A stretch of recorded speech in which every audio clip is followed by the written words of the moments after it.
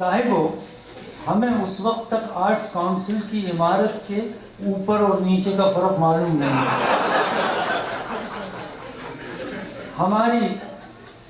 हमारी छठी हिस्स ने बेदरंग कहा कि हर चीज का ऊपर उसके नीचे से यकीनन बेहतर होता है। मसलन बालाई आमदनी,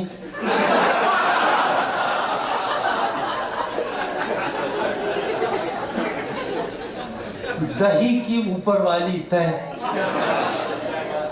कॉफी का पहला घूंट, केक की आइसिंग, मरमेड का बालाई हिस्सा।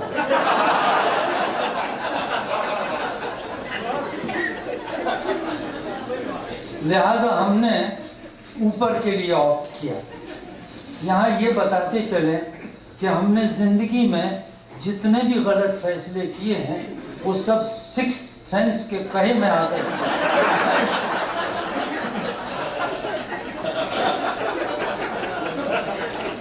इस इमारत में न लिफ्ट है न जीना, एक लामुतनाही रैंप है।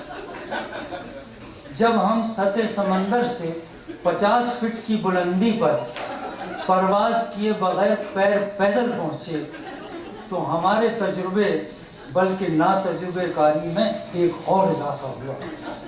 हमने सुन रखा था कि जिन चीज़ों का निचला हिस्सा बेहतर होता है वो मादूदे चंद हैं, यानी शरबत, ये निचला हिस्सा जिनका बेहतर होता है, यानी शरबत, खीर और जर्दे की खुरचन, आखिरी औलाद,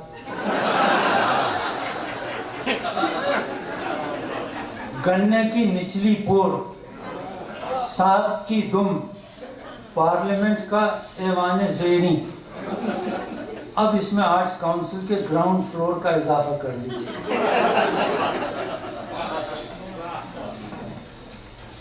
हमने दुनिया के तकरीबन तमाम ममालिक देखने की तरह देखे हैं।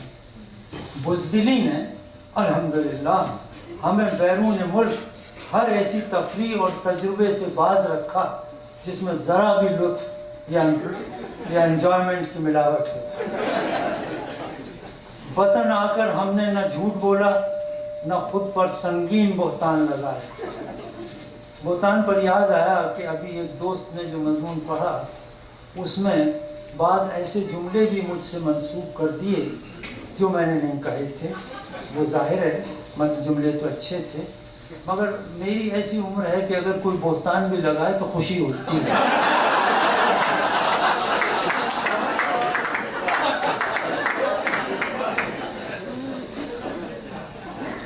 वतन आकर हमने न झूठ बोला न खुद पर संगीन बोहतान लगाए। मतलब ये कि सफरनामा नहीं लिखा, मुल्कों मुल्कों घूमे पर घाट घाट प्यासे मर के आए, यानी जैसे गए थे उससे ज्यादा नातजुर्बेकार लौटे। खैर, पाकी दामन की ये अलग काबिल ज़िक्र और बीवी के लिए नाकाबिल यकीन दास्तान है जिसके लिए एक अलहदा शाम चाहिए। हम कहना ये चाहते थे कि हम अपने मुशाहिदे की बिना पर ये दावा कर सकते हैं कि कराची की आर्ट्स काउंसिल का रैंप दुनिया का सबसे लंबा, सबसे ज़्यादा परपेंडिकुलर और सबसे मर्दम आज़ार रैंप है। ये तो अच्छी खासी टूरिस्ट अट्रैक्शन हो सकता है जिस पर टिकट लगाकर रोज़ाना हमारी शाम मनाई जा सकती है। मुक्तदरा है जो लैंग्वेज अथॉरिटी का तर्जुमा उन्होंने मुक्तदरा किया है, जो असल लफ्ज़ से ज़्यादा मुश्किल है। मुक्तदरा की डिक्शनरी में रैंप का उर्दू मुतरादिफ यानी सिनोनिम ढलान दिया गया है डिक्शनरी में।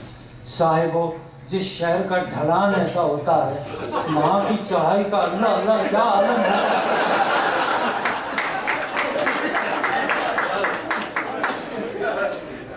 लुगत नवीस ने आखिरी मंजिल में बैठ के ये मानी लिखे हैं, हुकूमतों को अपनी ओलंपियन बुलंदियों से जो हमारी चढ़ाई है वो फिसलवां ढलान ही नज़र आता है, تو میں خاکساروں کی کیا خبر، کبھی نیچے اترے ہوں بام سے۔ مغرب میں ایسے ریمپ صرف انویلڈ چیئرز اور ان خواتین کی سہولت کے لیے بنائے جاتے ہیں جن کے پیر اردو محاورے کے مطابق بھاری ہیں۔ اگر کوئی ٹورسٹ اس ریمپ کو دیکھے تو سمجھے گا کہ یہ عمارت صرف معذور اور مایوس مریضوں اور پر امید خواتین کی آمادگاہ ہے۔ میں نے ذہن پر بہتیرا زور دیا کہ ایسا ریمپ بنانے کی آخر کیا معقول وجہ ہو سکتی ہے۔ غالباً یہ اندیشہ تھا کہ اگر سیڑھیاں بنائیں گے تو لوگ انہیں گن لیں گے اور ہر 10ویں سیڑھی کے بعد شربت روح افزا کا گلاس طلب کر کے پوچھیں گے کہ ہمارا دم آخر ہونے میں اب کتنی سیڑھیاں باقی ہیں۔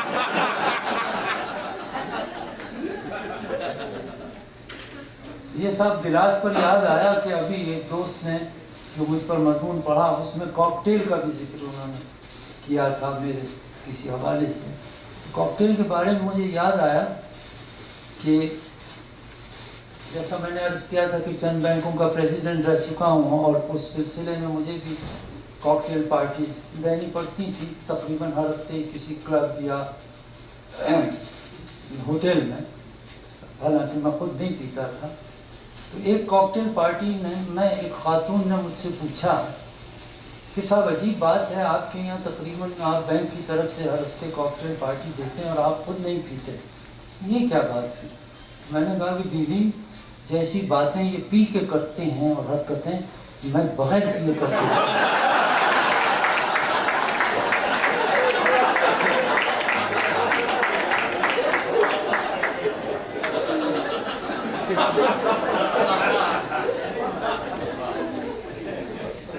تو بنانے والوں کو غالباً یہ اندیشہ تھا کہ ہر 10ویں سیڑھی کے بعد لوگ شربت روح افزا کا گلاس طلب کر کے پوچھیں گے کہ ہمارا دم آخر ہونے میں کتنی سیڑھیاں باقی ہیں۔ اس دن میں نے ایک خاتون کو جو ہائی ہیلز پہنے تھیں سارے راستے بحالت رکوع اترتے دیکھا۔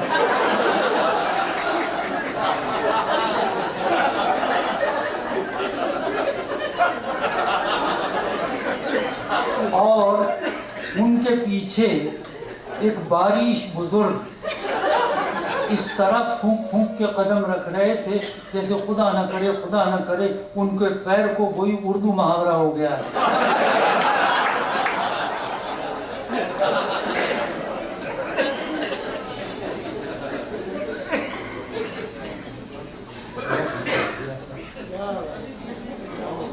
ہم نے ایسا ڈھلان صرف اپنے وطن معلوف و متروک جے پور کے مہاراجا کے محل میں دیکھا تھا۔ وہاں ایک چھوٹے سے رتھ میں جسے نازک اندام پاتریں، راجستھان میں کنیزوں کو پاتر کہتے ہیں، نازک اندام پاتریں کھینچتی تھیں، ضعیف العمر اور بے حد موٹے مہاراجا کو بٹھا کر رن باس یعنی بھرے پورے حرم میں پہنچایا جاتا تھا۔ سنتے آئے تھے کہ وہ جوانی میں بھی اتنا موٹا اور بے ہنگم تھا کہ 6-7 پاتریں مل کر اسے بستر ندامت و استراحت پر لٹا دیتے ہیں۔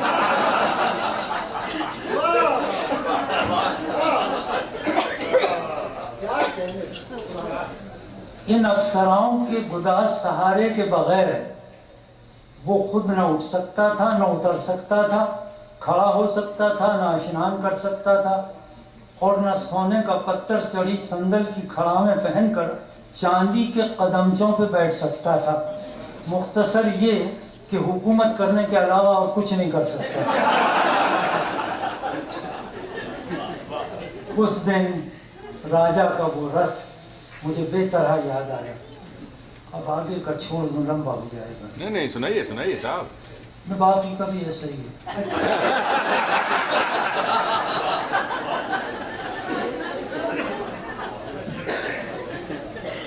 اچھا سنیے ایک اور مضمون۔